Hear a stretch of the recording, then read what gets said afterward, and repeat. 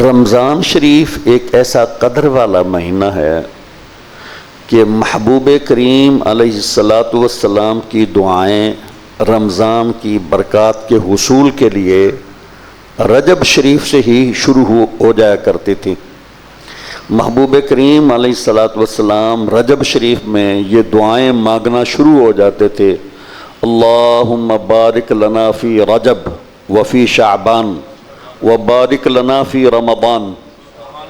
مولا کریم رجب بھی ہمارے لیے بابرکت بنا اور شعبان بھی بابرکت رکھ، بالخصوص یا اللہ رمضان المبارک کو ہمارے لیے برکتوں والا بنا دے۔ اور بعض روایتوں میں حضور دعا کرتے تھے وبلغنا فی رمضان، یا اللہ رمضان تک ہمیں پہنچا دے۔ سرکار کو اتنی قدر تھی، اتنی محبت تھی رمضان سے۔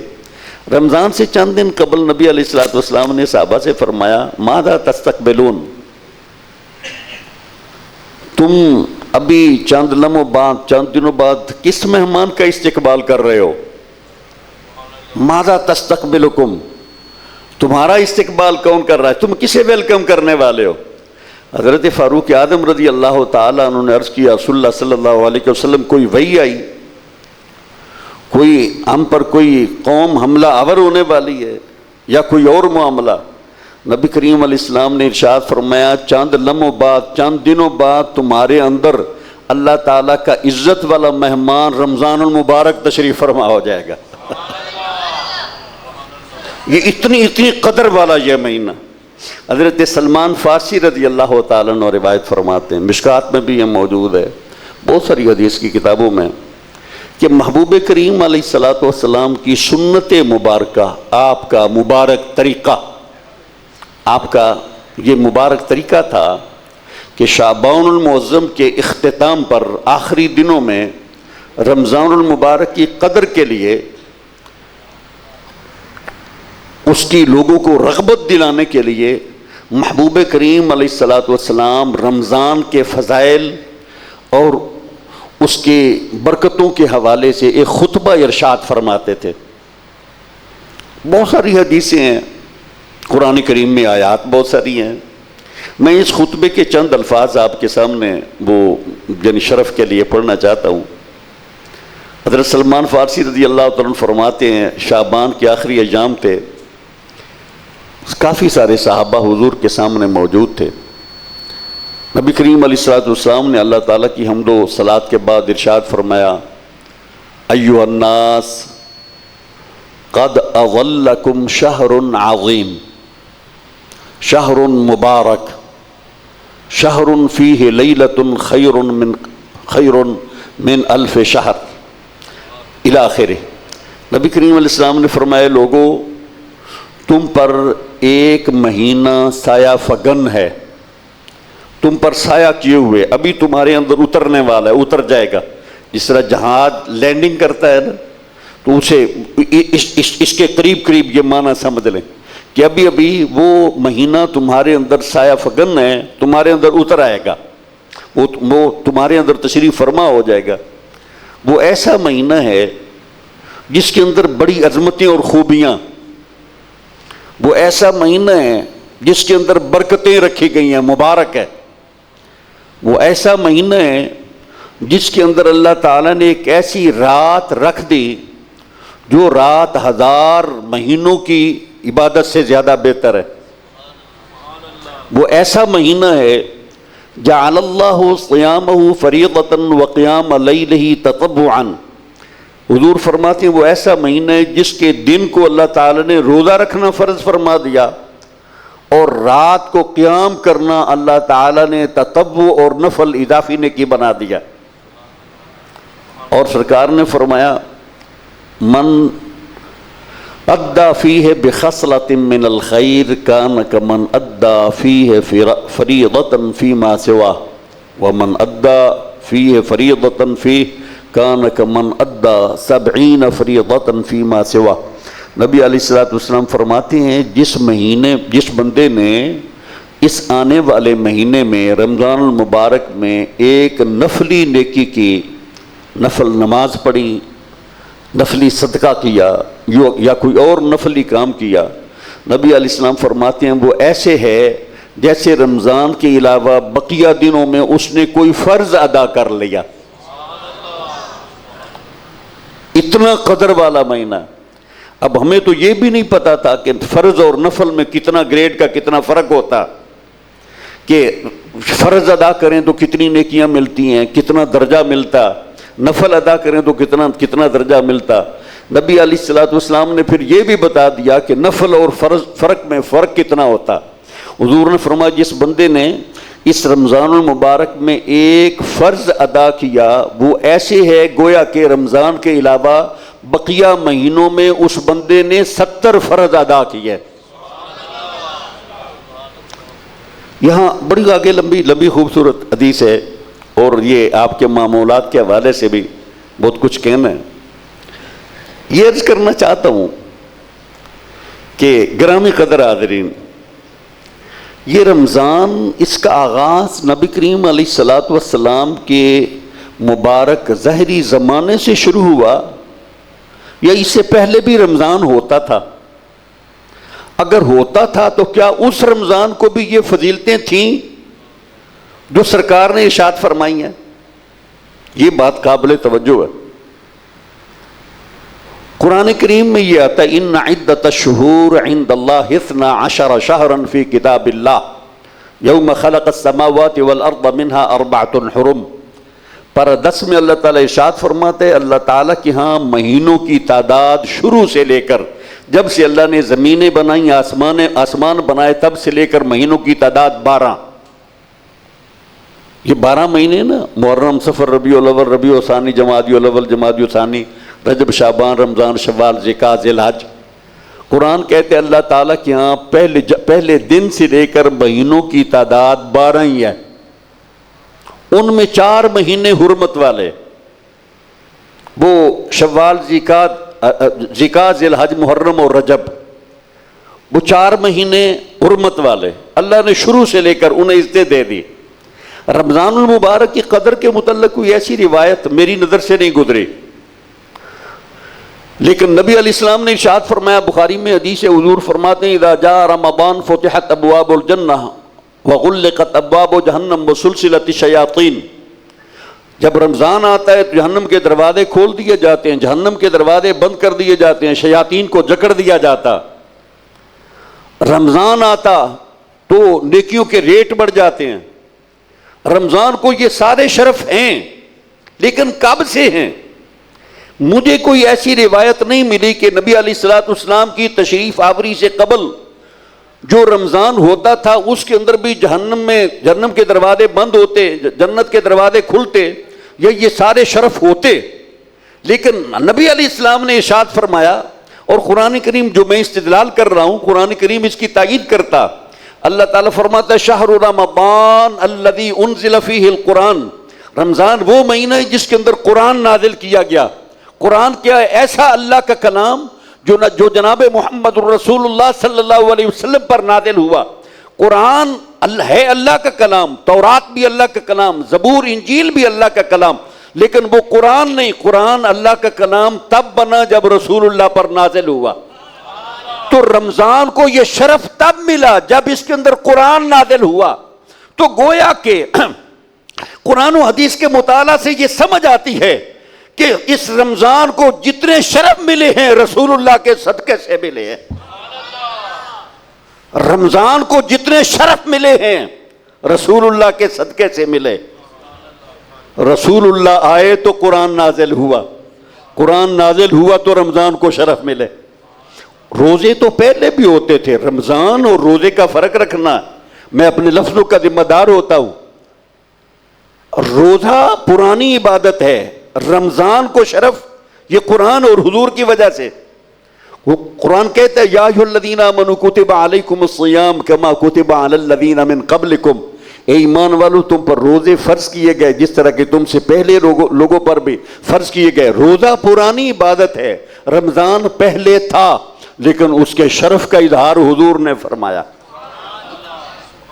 رمضان پہلے تھا، روزے پہلے تھے، جناب آدم علیہ السلام ایام بیج کے روزے رکھتے تھے، 13 14 15 ہر ماہ اپنا قمری مہینے کے۔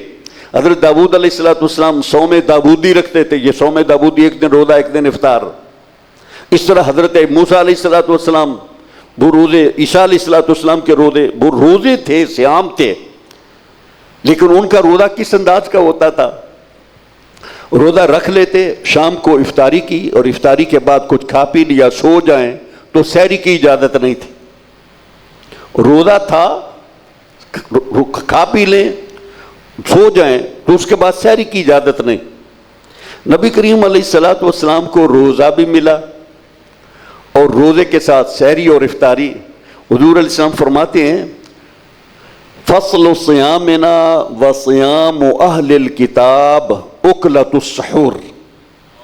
نبی علیہ السلام فرماتے ہیں روزے ہم بھی رکھتے ہیں، روزے یہودی بھی رکھتے تھے، روزے ہم بھی رکھتے ہیں، روزے عیسائی بھی رکھتے تھے، لیکن ان کے اور ہمارے روزوں کے درمیان فرق یہ ہے کہ انہیں رات کو روزہ رکھ کر، روزہ افطار کر کے، کھا پی کے سو جانے کے بعد کوئی اور چیز کھانے پینے کی اجازت نہیں تھی، لیکن اللہ تعالیٰ نے ہمارے لیے سحری کی اجازت عطا فرما کے ہمارے اور اہل کتاب کے روزوں کے درمیان فرق پیدا فرما دیا۔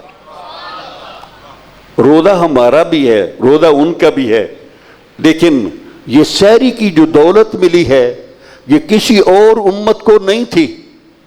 سحری کی دولت جو ملی ہے کسی اور امت کو، یہ سیاستہ کی حدیث ہے، یہ اپنا سنن ابی داؤد میں بھی یہ حدیث موجود ہے، مسلم شریف میں بھی، یہ دیگر حدیث کی کتابوں میں بھی یہ حدیث موجود ہے اکلۃ السحور والی، کہ ہمارے اور ان کے روزوں کے درمیان پہلے روزے رکھتے تھے، لیکن انہیں روزہ رکھنے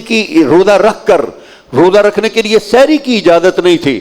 نبی علیہ السلام فرماتے یہ ہمارا اعزاز ہے، اس امت کو اگر سحری کی دولت ملی ہے تو یہ بھی مصطفیٰ کریم علیہ السلام کا صدقہ ملی ہے۔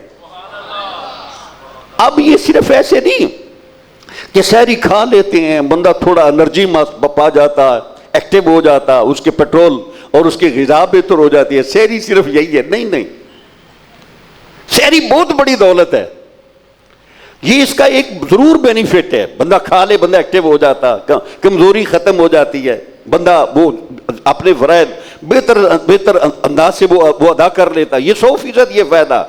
لیکن قربان جائیں، یہ صرف یہ کھانا پینا سحری نہیں ہے، یہ صرف اتنا فرق نہیں کہ ہم کھا پی لیتے ہیں سحری کو اور وہ کھا پی نہیں لیتے تھے۔ نبی کریم علیہ السلام نے ارشاد فرمایا تسحروا فإن فی السحور برکہ، آپ نے فرمایا میرے غلاموں سحری کیا کرو، سحری بڑی برکت والی چیز ہے۔ کیویں دی برکت ہے؟ حضور فرماتے ان اللہ وملائکتہ یصلون علی المتسحرین، جس وقت میرے امتی سحری کرتے ہیں اللہ تعالیٰ اور اس کے فرشتے ان پر صلات بھیجتے ہیں۔ اتنی بڑی یہ دولت ہے سحری، سحری کرنا اتنی بڑی عبادت ہے، صرف کھانا نہیں ہے، عبادت ہے۔ اللہ اور اس کے فرشتے سحری کرنے والوں پر صلات بھیجتے ہیں۔ اللہ اکبر، یہ نعمت ملی ہے تو مصطفیٰ کریم کا صدقہ ملی۔ پہلوں کو تو یہ سحری کی اجازت ہی نہیں تھی، ہمیں اجازت ملی، برکت بھی ملی، اور اس کے بعد فرشتوں کی دعائیں اور اللہ تعالیٰ کی طرف سے رحمت کا نزول، وہ اس کا مجدہ بھی حضور علیہ السلام کی زبان اقدس سے ملا۔ تو سحری یہ بھی بہت بڑی دولت ہے۔ اچھا ہمارے ہاں تو یہ سحری کا سٹائل ہے نا کافی کچھ کھا لیتے ہیں، میں آپ کا وہ مینیو نہیں گنوں گا کہ آپ کیا کیا کھاتے ہیں، لیکن آپ کو پتہ ہے کہ ہماری سحری بڑی پرتکلف ہوتی ہے، دہی پراٹھا اور بہت کچھ۔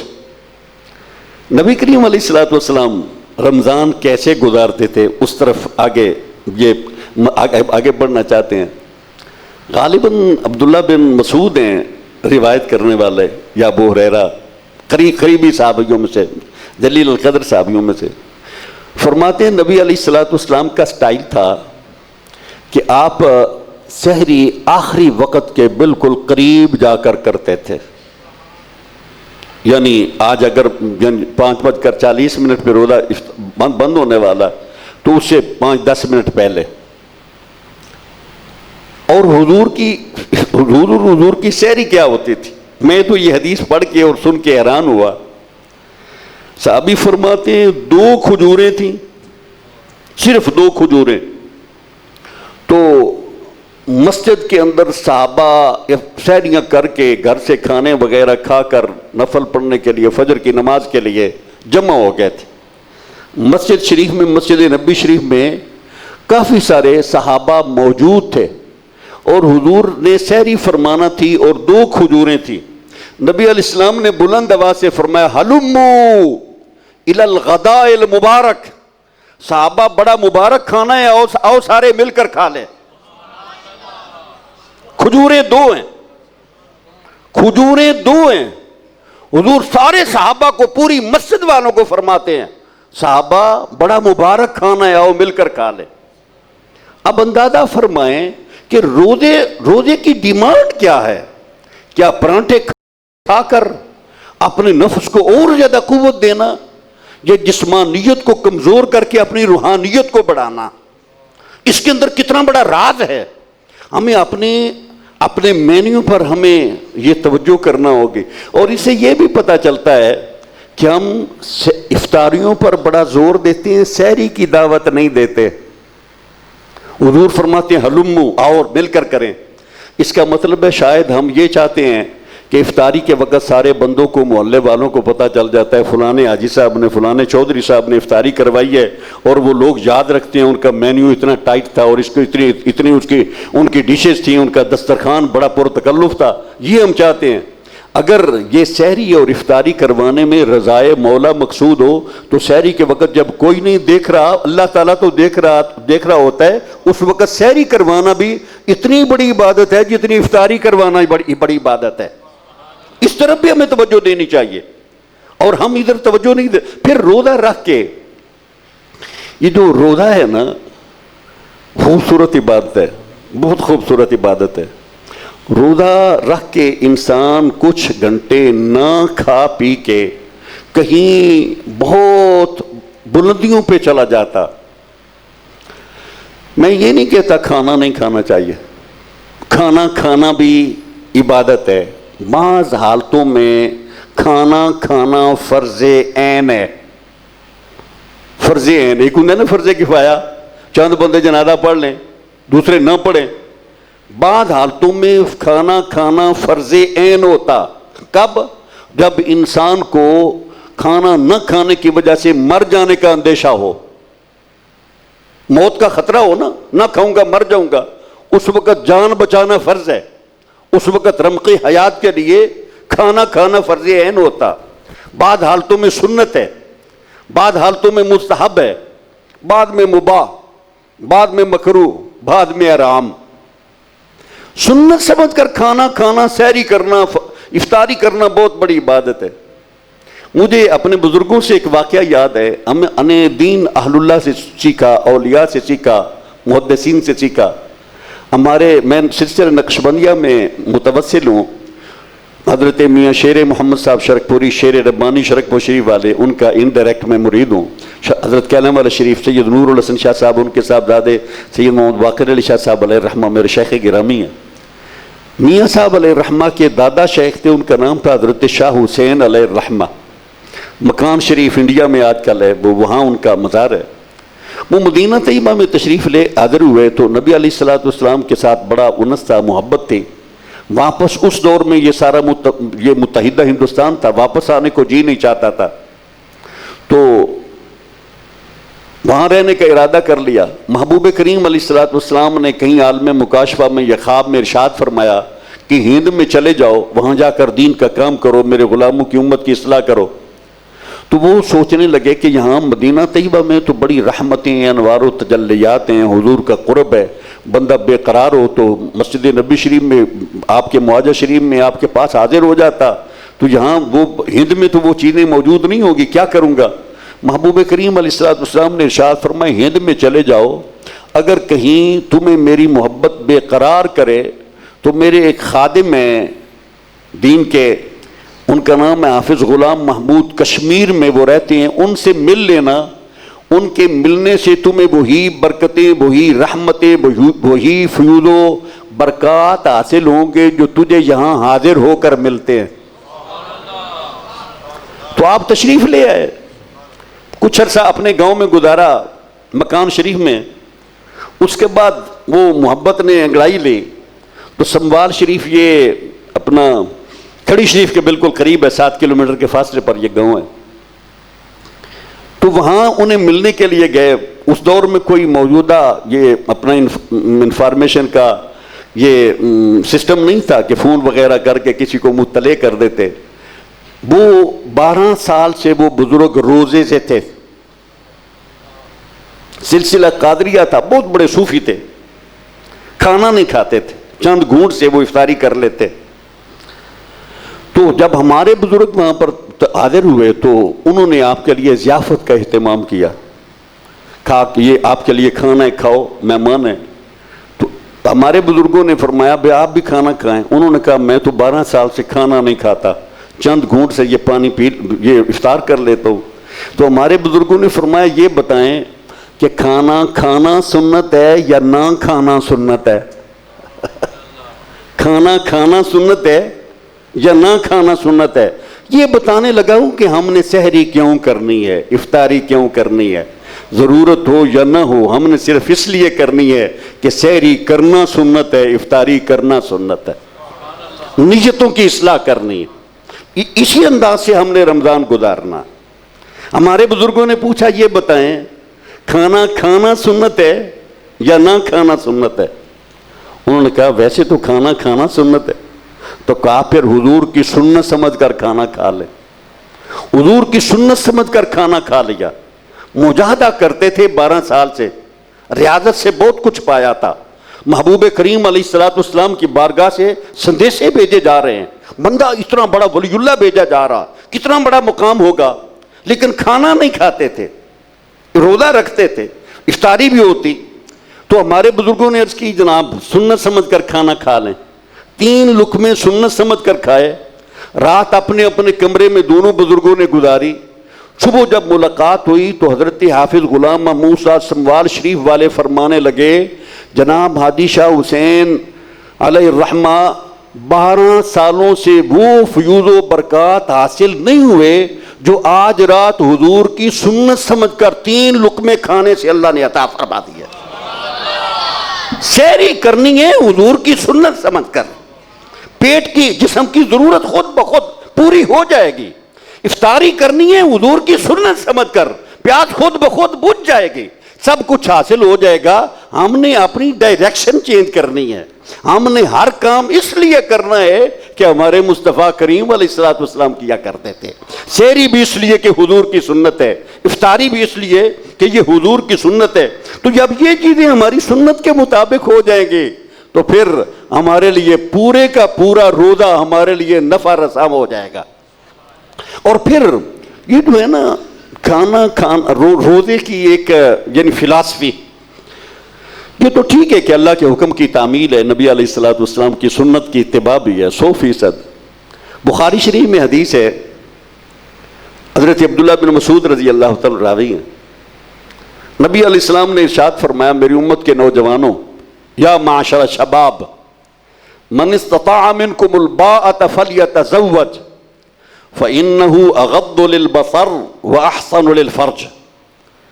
اے میری امت کے نوجوانوں, لڑکوں لڑکیوں, میلز فیمیلز جنہوں نے ابھی تک شادیاں نہیں کی, جہاں پر وہ مناسبت پائیں, شادی کے حقوق ادا کر سکیں فزیکلی, اکنومیکلی, سوشلی, محبوب علیہ السلام فرماتے ہیں وہ آپس میں نکاح کر لو. یعنی جس طرح ہماری ارینج شادیاں ہوتی ہیں یہ مراد ہے. جو بندہ شادی کے حقوق ادا کر سکتا ہے وہ شادی کرے. حضور نے فرمایا شادی کرو گے تو کیا ملے گا؟ انہ اغض للبصر واحسن للفرج. شادی کر لو گے نظروں میں بھی طہارت آ جائے گی اور شرمگاہ کی حفاظت بھی ہو جائے گی, زناکاری سے بچ جاؤ گے.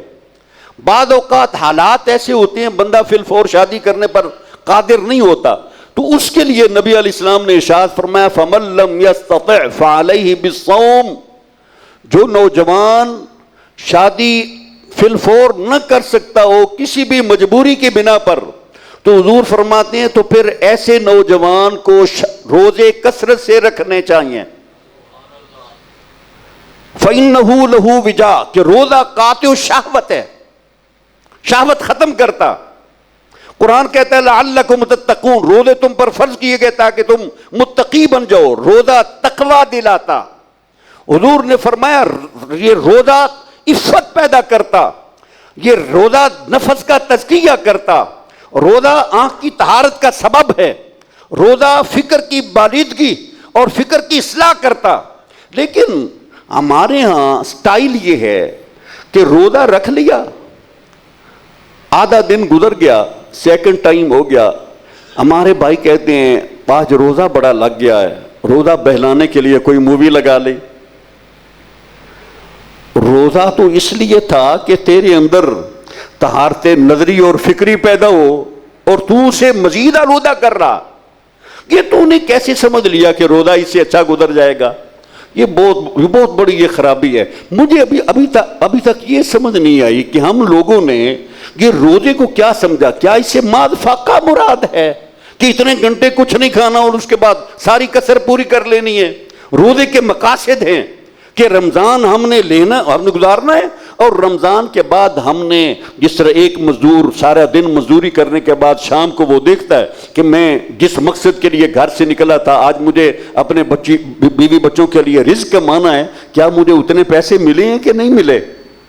ہم نے مزدوری کرنی ہے اللہ تعالیٰ کی. یہ عبادات تکلیف ہوتی ہیں، ہم مکلف ہیں اللہ تعالیٰ کے. تو روزے کے بعد ہم نے اپنا جائزہ لینا ہے ہمیں کیا ملا. تو میں تو یہی سمجھتا ہوں کہ ہمارے یہ نوجوانوں کا بلکہ بہت سارے لوگوں کا یہ اپنا تجزیہ ہے. وہ کہتے ہیں جناب یہ چیز تو روزہ رکھتے ہیں لیکن یہ نظر کی پاکیزگی نہیں ہوتی، فکر کی پاکیزگی نہیں ہوتی، وہ نفس کے اندر رعونت اسی طرح رہتی ہے، شہوتیں اسی طرح ہوتی ہیں. اور وہ بندے بلکہ آج کل تو پھر وہ چیٹ میں سارا دن اور راتیں گزر جاتی ہیں والعیاذ باللہ. یہ جو نفس کا علاج ہے نا کہ روزہ رکھنے سے نظر بھی پاک ہو جاتی ہے، دل بھی پاک ہو جاتا ہے، شرمگاہ محفوظ ہو جاتی ہے. یہ ایسے ڈاکٹر نے یہ نسخہ دیا ہے جس ڈاکٹر نے آج تک کوئی نسخہ غلط نہیں لکھا. علاج تو ہمارا یہی ہے. شاید تو نے پوری پوٹینسی کی دوائی نہیں لی ہے، تو نے میڈیکیشن پراپر طریقے سے نہیں کی ہے. اگر کر لیتا تو واللہ تیری بیماری کا علاج یہی تھا. اما عائشہ صدیقہ رضی اللہ تعالیٰ عنہا راوی ہیں، مسلم میں دیگر حدیثوں میں یہ حدیث کی کتابوں میں یہ روایت موجود ہے. نبی کریم علیہ السلام نے ارشاد فرمایا شیطان کے راستے روکو، شیطان کے راستے روکو. اب بندہ سوچتا ہے کہ شیطان کا راستہ کس طرح روکنا ہے؟ کوئی ایسا روڈ تو نہیں ہے کہ اوپر بیریئر رکھ دیں یا کنٹینر رکھ دیں شیطان کا راستہ رک جائے گا. یہ سوال صحابہ نے بھی کیا. امی جان عائشہ صدیقہ رضی اللہ تعالیٰ عنہ آپ فرما دیے، پوچھا یا رسول اللہ صلی اللہ علیہ وسلم شیطان کا راستہ ہے کیا اور اسے روکنا کیا ہے؟ نبی کریم علیہ السلام نے ارشاد فرمایا شیطان انسان کی رگوں میں اس طرح دوڑتا ہے جس طرح خون دوڑتا ہے، اور اس کا راستہ بھوک زیادہ رکھنے سے اس کا راستہ رک جاتا. بھوک سے شیطان کا راستہ رک جاتا. آپ کہیں گے وہ کیسے؟ اگر میں آپ سے یوں کر کے صرف سوالیہ انداز میں سمجھانے کے لیے بات کر رہا ہوں، ایک ایسا بندہ جس پر شہوات کا ہمیشہ غلبہ ہوتا، اس کی فکر بڑی گندی ہے، ہر وقت وہ گندگی میں لتھڑا رہتا، وہ لڑکیوں کی باتیں اور لڑکیوں کے ساتھ یہ شہوت سیکس اس پر غالب ہوتی ہے. 3 دن آپ اس کا کھانا روک دیں اور پھر اس کے بعد وہ جو اس کی محبوبہ ترین جس کے بغیر کوئی وہ بندہ ایک جٹ نہیں گزارتا، وہ عورت اس کے ساتھ سارے ناز و نخرے سمیت اس کے سامنے پیش کرو، کہو اسے اپنی خواہش پوری کر لے. وہ کہے گا میں مر رہا ہوں، تم میرے ساتھ مذاق کر رہے ہو، مجھے کھانا دو. وہ کھانا پیٹ بھر کر کھا لے گا، پھر ادھر متوجہ ہو جائے گا. یہ ہماری بیماری ہے اور یہ نبی علیہ السلام نے ہمارا علاج بھی بتایا. اگر تو اپنا علاج کرنا چاہتا ہے تو بھوک کو اپنے جسم کا، اپنی انسانیت کا، اپنی روح کا زیور بنا لے. کھانا جسم کے حق ادا کرنے کے لیے سنت ہے، میں اس کی حیثیت بتا چکا ہوں. لیکن بھوک رکھ کر کھانا اور صرف بقدر ضرورت کھانا اور جسم کو اوور لوڈ نہ کرنا بے پیٹ کو، یہ اصل میں یہی انسان کی روح کی بالیدگی کا سبب ہوتا۔ تھوڑا کھانا کھا لیں، صبح آپ اپنی خوراک وہ رمضان المبارک میں کم کریں، شام کو کم کریں۔ وہ نبی علیہ السلام نے ایک بندے کا نا پیٹ بڑا ہوا دیکھا۔ ہمارے ہاں جو گجرانوالہ میں سیال کوٹ میں جس بندے کا پیٹ بڑا ہوا ہو تو اسے بڑے فخر کے ساتھ کہا جاتا ہے پہلوان جی پیٹ تیرا بڑا ہے، تو چنگا کھانے پینے والا بندہ ہے۔ نبی کریم علیہ السلام نے بڑا ہوا پیٹ دیکھا نا تو آپ نے فرمایا جو تو نے اس میں ڈالا ہے اگر اس کے علاوہ کسی اور میں ڈال لیتا تو تیرے لیے زیادہ بہتر ہوتا۔ تو نے 2 روٹیاں کھائیں نا، ایک اس میں ڈالتا، ایک کسی غریب کے پیٹ میں ڈال دیتا تو یہ تیرے لیے زیادہ بہتر ہوتا۔ روزہ ہمیں بہت کچھ سکھاتا لیکن ہم لوگ ادھر ہم متوجہ نہیں ہوتے۔ کھانا کھانے کے حوالے سے اپنی ڈائٹ کو آپ نے کنٹرول کرنا اور جو بھی کھانا ہے سنت کے مطابق کھانا۔ پھر اس میں روزہ ایک بذات خود فرض ہے، لیکن میں نے دیکھا کہ ہمارے بہت سارے بھائی ہیں وہ رمضان المبارک میں نمازوں میں کوتاہیاں کرتے ہیں۔ رمضان المبارک تو ہمیں 20 تراویحیں دے کر ہمارے اندر نفل کی ایک نئی مہمیز لگا دیتا، نیا گیئر لگا دیتا کہ تم نے عبادات کی سپیڈ کو بڑھا دینا، اس لیے ہم پر یہ نماز تراویح ہم پر لازم کی گئی، لیکن ہم تو فرض بھی وہ پوری پابندی سے نہیں پڑھتے۔ اور بعض بندے ہیں وہ 2 دن 3 دن 5 دن اور ہفتے عشرے کے بعد مسجدوں میں پھر وہی کیفیت ہو جاتی ہے، وہی پرانا سٹائل ہوتا ہے، وہی چند نمازی رہ جاتے ہیں۔ یہ پتہ ایسا کیوں ہوتا؟ 4-5 دن کے بعد یہ عبادات کی توفیق سلب کیوں ہوتی ہے، واپس کیوں لی جاتی ہے، چھین کیوں لی جاتی ہے؟ کبھی اس پر آپ نے کبھی غور فرمایا؟ حضرت ابو ہریرہ رضی اللہ تعالیٰ عنہ فرماتے ہیں جب ایک انسان کی کوئی نیکی اللہ تعالیٰ کی بارگاہ میں مقبول نہ ہو تو اسے اگلی نیکی کرنے کی توفیق نہیں دی جاتی۔ یہ تو بہت بڑی خرابی ہے۔ تو نے جائزہ نہیں لیا کہ پہلے 3 دن کے روزوں کے اندر تجھ سے کیا کیا آداب میں کوتاہیاں ہوئیں، کیوں تجھ سے پھر نمازیں چھوٹ گئیں، کیوں تیری مسجد کی حاضری کم ہو گئی، تو قرآن کی تلاوت کیوں نہیں کر سکتا؟ یہ تجھ سے کو بہت بڑی خرابی ہو گئی ہے کہ اللہ تعالیٰ نے تجھ سے وہ نیکی کی توفیق سلب کر لی۔ لیکن ہم لوگ ادھر توجہ نہیں کرتے۔ روزانہ کا جائزہ لینا کہ آج کے روزے میں مجھ سے کیا کیا کمیاں کوتاہیاں رہی ہیں۔ یہ روزہ صرف پیٹ کا نہیں رکھنا ہے، روزہ نظر کا بھی رکھنا ہے، روزہ زبان کا بھی رکھنا ہے، روزہ کان کا بھی رکھنا ہے، روزہ ہاتھوں کا بھی رکھنا ہے، روزہ پاؤں کا بھی رکھنا ہے، اور روزہ شرمگاہ کا بھی رکھنا ہے، روزہ حرام کمانے کا بھی رکھنا ہے۔ کوئی رشوت خور ہے تو روزے میں اگر وہ رشوت لیتا تو کیا وہ بندہ روزے کا حق ادا کر رہا ہے؟ وہ بندہ روزے دار ہے؟ یہ ہمارے ہاں بہت ساری ایسی خرابیاں ہیں۔ اور اس حوالے سے اور اس میں ایک بات، نماز پنجگانہ کی پابندی ضروری کرنی ہے۔ ٹائم بالکل وہ اختتام کو پہنچا، 1:15 تک مجھے یہ کہا گیا کہ 1:15 تک یہ گفتگو کو ختم کرنا ہے، یہ 5-6 منٹ باقی ہیں اختصار کے ساتھ۔ آپ سحری کو تو اٹھیں گے، تقریباً سحری تو کرنی ہے نا، سحری کرنی، تو سحری کے لیے جب اٹھیں تو آپ 15 منٹ آدھ گھنٹہ پہلے اٹھ جائیں۔ اگر آپ 5 بجے اٹھنا چاہتے ہیں تو میری درخواست پر آپ 4:30 بجے اٹھ جائیں، اور نماز تہجد کے 2 4 6 8 10 12 تک جتنا موقع ہو آپ روزانہ نفل وہ اپنا معمول بنائیں۔ جب رمضان جائے تو آپ کو نماز تہجد کا تحفہ دے کے جائے۔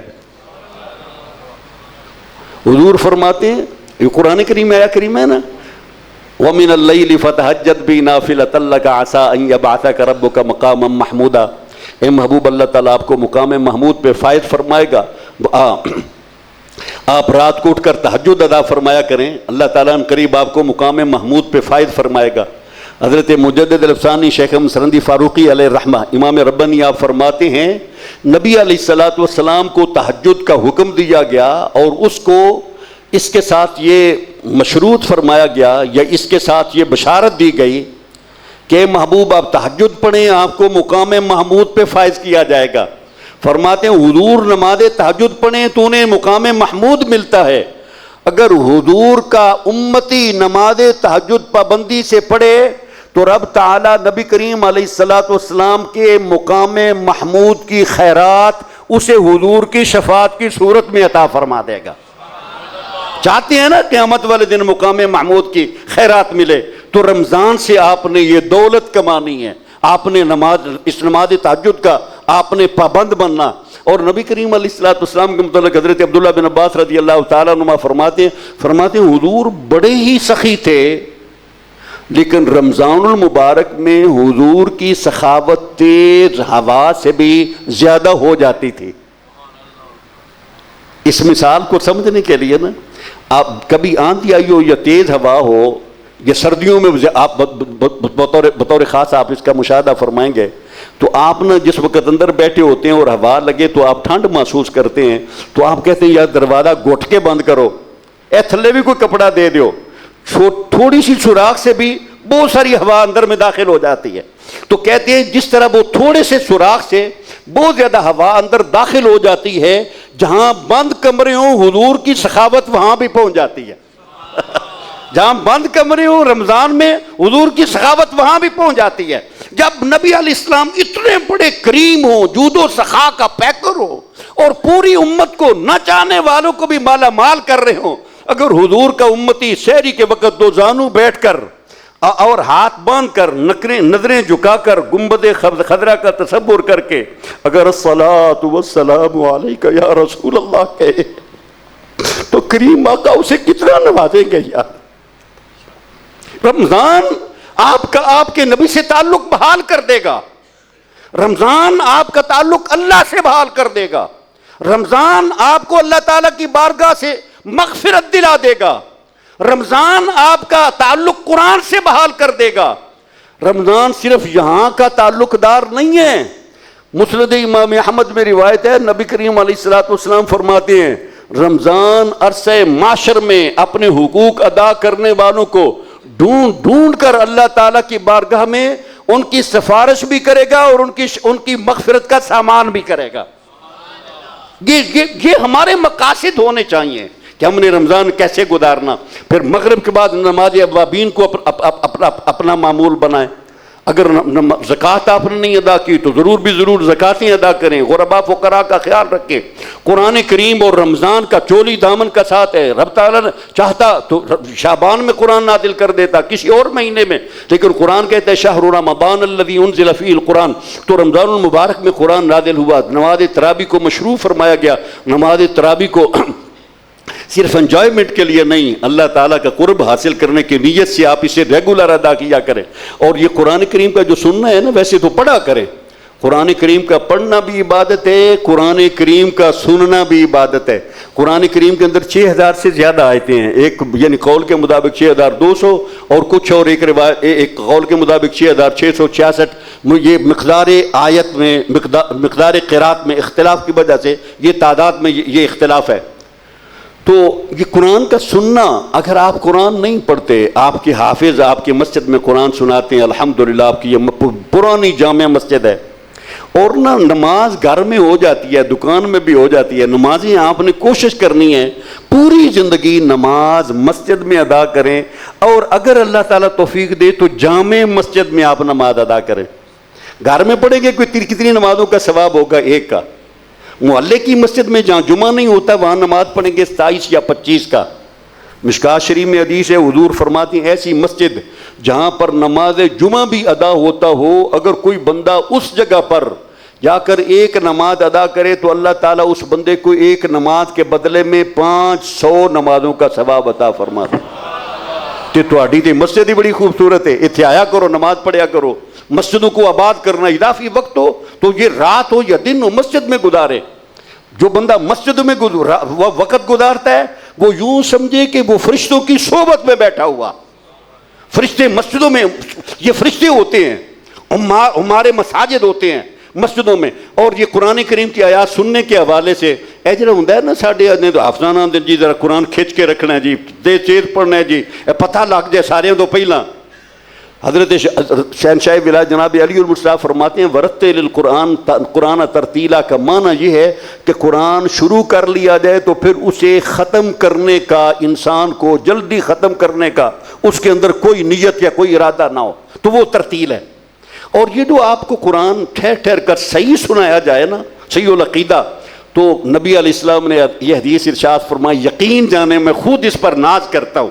محبوب علیہ السلام نے فرمایا میرے امتی والے مستمع آیت من کتاب اللہ خیر لہو من صبیر ذہبن۔ مکہ مکرمہ میں عرفات شریف کی طرف ایک پہاڑ ہے، اس پہاڑ کا نام ہے جبل صبیر، کئی میلوں پر وہ مشتمل ہے۔ حضور علیہ السلام نے فرمایا میرے غلاموں تجھے کیا پتا کہ یہ قرآن کیا ہے؟ اگر کوئی میرا امتی مجھ پر نازل ہونے والے اللہ تعالیٰ کے اس کلام کی صرف ایک آیت کو سن لے، دوسرے بندے کو صبیر پہاڑ جتنا سونا ملے، تو حضور فرماتے ہیں قرآن کریم کی ایک آیت کریمہ کا سننے والا اس سے زیادہ بہتر ہے۔ قرآن کو سننا ہے، اور جو قرآن کو پڑھنے والے حفاظ ناظر خان، انہیں کیا ملے گا؟ آخری بات حضور فرماتے ہیں وَلِتَالِي آیَةٍ مِّن کتاب اللہ خیر لہو مما تحت ادیم السماء۔ آسمان کے نیچے جتنی بھی اللہ کی نعمتیں ہیں، زمین ہے، زمین کے اوپر والی، زمین کے نیچے والی جتنی نعمتیں ہیں، نبی کریم علیہ السلام نے فرمایا یہ ساری نعمتیں ایک طرف، قرآن کریم کی ایک آیہ کریمہ کی تلاوت کرنے کا ثواب اس سے بھی زیادہ۔ اللہ تعالی ہمیں رمضان کی قدر کی توفیق عطا فرمائے، سنتے ادا فرما لیں، وما علینا الا البلاغ۔ وصلی اللہ تعالی علی رسول سیدنا محمد وآلہ واصحابہ اجمعین۔